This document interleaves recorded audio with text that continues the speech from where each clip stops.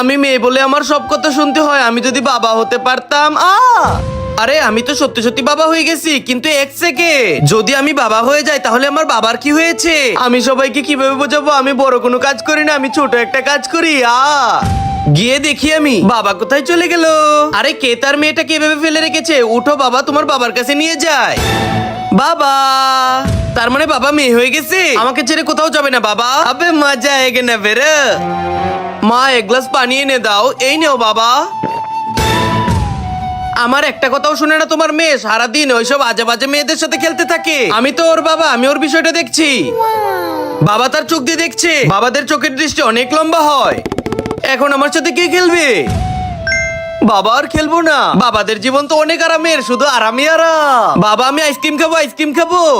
আমার পকেট তো একদম ফাঁকা, কিভাবে খাওয়াবো? তুমি বাবা আমাকে খাওয়াতে পারবে না? কাজ করে মাথাটা অনেক ঘুরাচ্ছে। কেন বাবা আমার সাথে খেলবে? চলো।